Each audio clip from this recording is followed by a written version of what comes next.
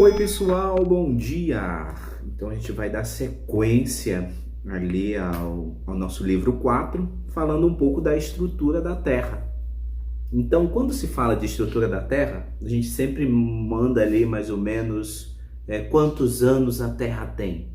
Ali em média 4,6 bilhões de anos. Então a gente pode imaginar o tanto de transformação que a Terra já passou nesses bilhões de anos. Então, entender as suas estruturas é entender também essas transformações que muitos de nós conseguimos acompanhar por um determinado tempo, mas nossos antepassados conseguiram perceber outras transformações. Nós hoje, no nosso tempo, conseguimos perceber outras transformações e assim vai ocorrendo todo esse ciclo de transformações do planeta Terra. Então, a camada da Terra, a gente sempre traz essas duas coisas sobre a camada da Terra. Então, a Terra em si, ela é composta por crosta, manto e núcleo. Então, é importante que a gente memorize quais são as camadas da Terra. Isso é uma boa questão para uma prova. Quais as camadas da Terra? Crosta, manto e núcleo.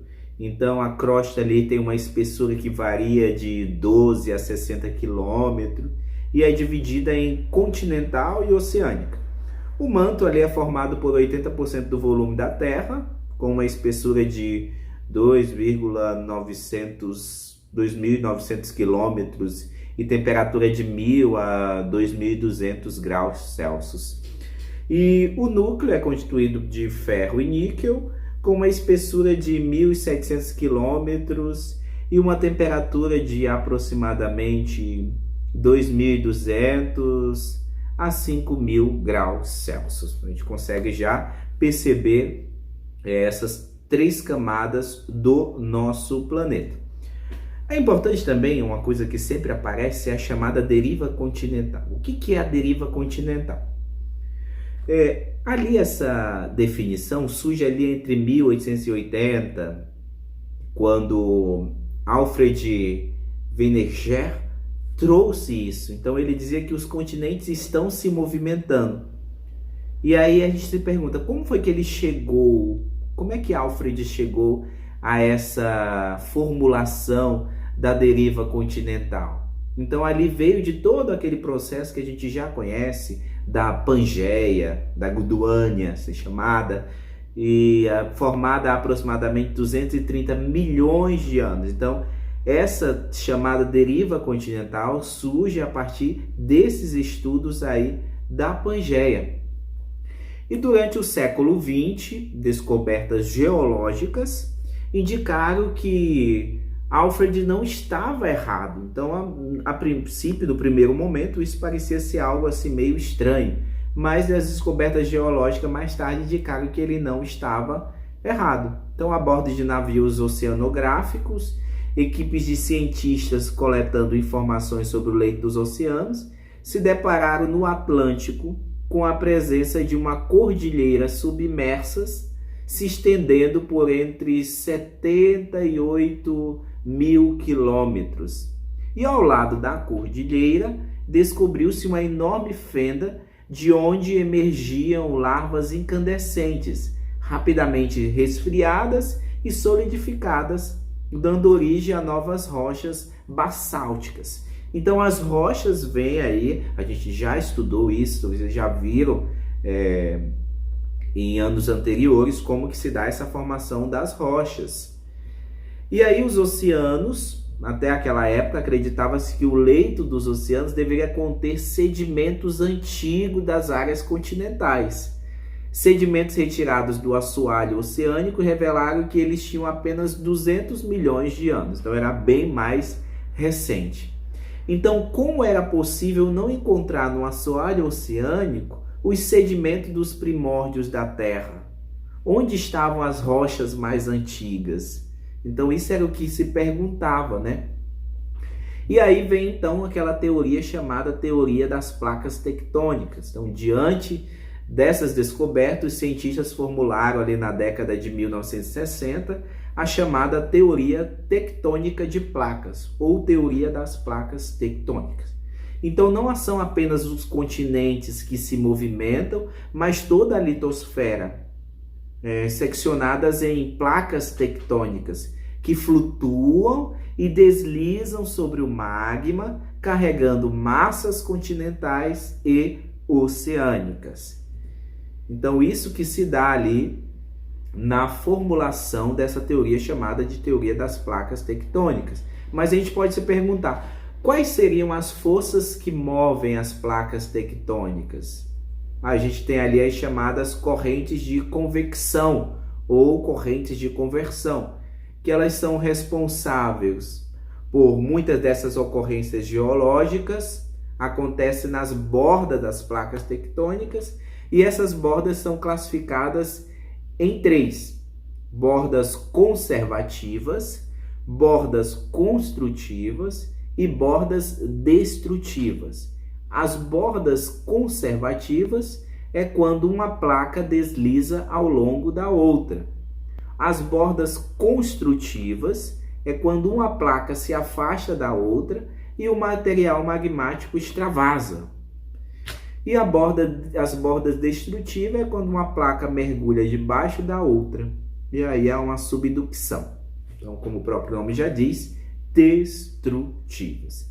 Parece algo muito complexo, né, pessoal? Mas só que isso aí que se dá na estruturação do nosso planeta.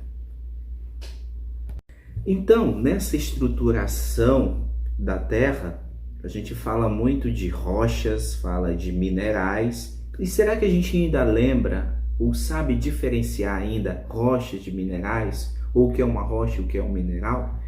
Então, vou trazer para vocês. Então, os minerais são substâncias sólidas e a gente pode dizer que essas substâncias excluem os materiais biogenéticos. Então, são formadas por quê? Por processos naturais, a partir de uma combinação de diferentes elementos químicos em proporções fixas ou variáveis. Por exemplo, o gelo das geleiras é um mineral e o gelo das geladeiras, que é algo sintético. Então a gente tem ali os minerais nas substâncias sólidas inorgânicas, que é o que exclui os materiais biogênicos, e também aquelas formadas por processos naturais. Então o gelo das geleiras é o quê? Algo mineral. Por quê? Natural, acontece. E o gelo da geladeira é algo quê? Sintético. Então a gente tem aí 2 processos minerais. Aí a gente se pergunta também, professor, mineral ou minério? Então, os 2. Minério é um conceito econômico e que se refere a minerais ou rochas que possam ser extraídos da natureza com lucro. Então, que sejam usados para venda. E aí, o que são rochas, professor? Não consigo mais lembrar o que são rochas. Então, as rochas são agregados naturais de incontáveis grãos de minerais. Então a gente pode dizer que os minerais formam as rochas e têm a sua origem orgânica, como os recifes de corais. Então eles também ali se formam, o recife, toda aquela estrutura, aquela comunidade onde eles habitam, os corais, são formadas aí por esses fragmentos de rochas ou minerais que formam as rochas. Então é importante que a gente destaque isso. Aí outra pergunta, professor, aqui nesse processo de estrutura da Terra fala muito de rocha e mineral, mas como é que surgiram as rochas? Então as rochas surgiram, pessoal, logo após a formação da Terra, mais precisamente no seu resfriamento. Então vocês lembram ainda do processo de resfriamento da Terra? Tudo aquilo que se deu, nas novas teorias que surgiram ali do Big Bang, a teoria do criacionismo que está por aí hoje ainda. Então tudo isso se deu para que a gente chegasse a essas definições hoje e essa estruturação do nosso planeta. Então, conforme o processo responsável pela sua origem, pessoal, as rochas podem ser divididas em 3 grupos. Vocês lembram ainda quais são os 3 grupos de rochas? Primeiro, ígneas ou magmáticas, metamórficas e sedimentares. Isso é uma boa questão para a prova. Então, aos 3 tipos de rochas, as rochas podem ser divididas em 3 tipos: ígneas, ou chamadas também de magmáticas, metamórficas e sedimentares. Então, o que é cada uma delas, professor? As ígneas ou magmáticas são formadas pelo resfriamento e consolidação do material proveniente do magma da Terra, como o próprio nome já diz. E uma grande parte dessas rochas, pessoal, é bastante antiga e resistente. E elas podem se dividir em rochas intrusivas ou plutônicas, rochas extrusivas ou vulcânicas. E aí nós temos também as rochas chamadas metamórficas, que são aquelas que sofreram metamorfismo na composição mineral das rochas, causado pela elevação da temperatura e pelo aumento da pressão. Então essas são rochas que sofreram aqui modificações com algumas ações, como temperatura e aumento de pressão. E por fim, as rochas sedimentares, que são formadas pelo intemperismo de rochas pré-existentes e através de ações erosivas, fluviais. Então lembra aí que é um processo de erosão, que é quando ali aquela destruição daquela área, uma ruptura de uma área, é um processo de erosão. Então todos esses fragmentos foram então formando as rochas, vão formando as rochas sedimentares. Então tudo isso, pessoal, são conceitos que nos ajudam no processo de estruturação do nosso planeta. Então aqui de uma forma foi um pouco mais complexo, mas eu consegui falar para vocês o que é a deriva continental, quem foi ali que criou essa teoria, esse tempo geológico em si e a teoria também das placas tectônicas, que também é algo que a gente vai aprofundar.